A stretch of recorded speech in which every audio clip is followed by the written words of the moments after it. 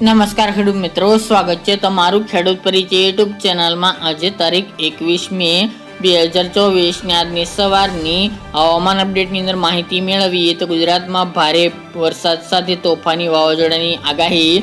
ગુજરાતની અંદર વાવાઝોડાનો કેટલો ખતરો છે, તાપમાન કેવું જોવા મળશે તેમજ વરસાદની અપડેટ મેળવીશું। ચેનલમાં નવા હોય તો ચેનલને સબસ્ક્રાઇબ કરી દેજો અને વિડીયોને લાઇક આપીને તમામ ખેડૂત ભાઈને શેર કરી દેજો।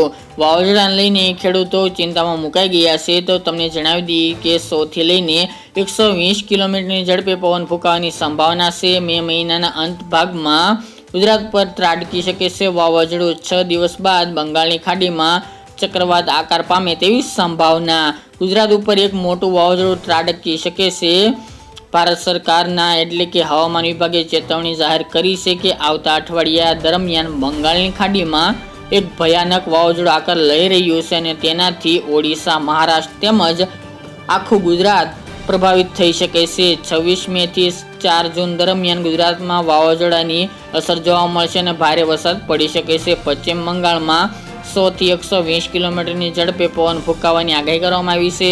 જાણીતા આગાહીકાર અંબાલાલ પટેલે પણ ગુજરાતમાં વરસાદ સાથે ભારે તોફાનની આગાહી પણ આપી છે। 22મી મેની આસપાસ બંગાળની ખાડીમાં ભીષણ ચક્રવાત આકાર લેશે અને મે મહિનાના અંતમાં કે જૂન મહિનાની શરૂઆતમાં આ વાવાઝોડું ગુજરાત પર ત્રાટકી શકે છે। તો એક વાવાઝોડાની નુકસાનીનો સર્વે પૂર્ણ થયો નથી ત્યાં તો ગુજરાત પર વધુ એક ચક્રવાતનો ખતરો મંડાઈ રહ્યો છે।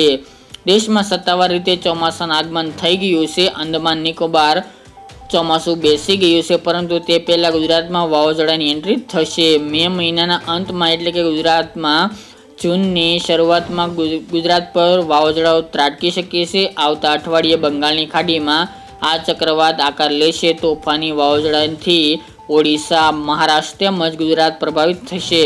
અંબાલાલ પટેલે આગાહી કરી છે કે 26 મેના રોજ પશ્ચિમ બંગાળમાં ભારે ચક્રવાતની શક્યતા છે। પશ્ચિમ બંગાળમાં 100 થી લઈને 120 કિલોમીટરની ઝડપે પવન ફૂંકાઈ શકે છે। જો આ ચક્રવાત ઓમાન તરફ ન ફંટાય તો સૌરાષ્ટ્રના કેટલા ભાગોમાં વરસાદ પડી શકે છે। અંબાલાલ પટેલે વધુમાં જણાવ્યું હતું કે 26 મેના રોજ પશ્ચિમ બંગાળમાં ભારે ચક્રવાતની સંભાવના છે।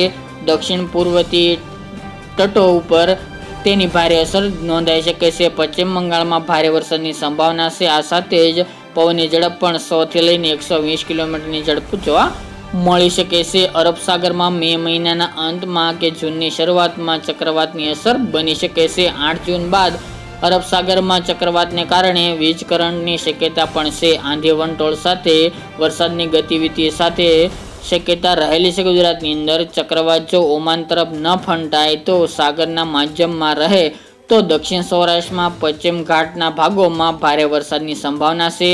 IMD એટલે કે ભારતીય હવામાન વિભાગ દ્વારા પણ આ વેધર પેટર્નને પાછળથી ચક્રવાતમાં પરિવર્તન થવાની સંભાવના નકારી નથી શકતું કારણ કે મેને ચક્રવાતની રચનાનો મહિનો ગણવામાં આવશે એટલે કે વાવાઝોડાનો મહિનો ગણવામાં આવશે। તે ચક્રવાતમાં ફેરવાશે કે નહીં તેની પુષ્ટિ કરવી ખૂબ જ વહેલું ગણાશે। જો ચક્રવાત રચાશે તો ચોમાસાની પ્રગતિ પર તેની અસરની હજુ સુધી આગાહી કરી શકાતી નથી કારણ કે તે તેના ટ્રેક અને તીવ્રતા પર નિર્ભર રહે છે।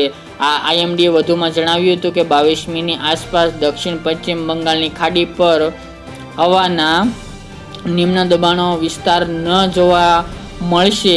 આથી કેરળમાં ચોમાસું આગળ વધી શકે છે। તો મિત્રો ખાસ કરીને નોંધનીય હશે કે વાવાઝોડાને લઈને મોટી આગાહી કરવામાં આવી રહી છે। અને સાથે જ વાત કરીએ તો તાપમાનનો પારો અત્યારે રેકોર્ડ બ્રેક સપાટી ઉપર જોવા મળી રહી છે। ગરમીમાંથી રાહતના સમાચાર હાલ તો જોવા મળતા નથી। હજુ તાપમાન વધી શકે છે અને 44-45 ડિગ્રી સુધી જવાની સંભાવના રહેલી છે।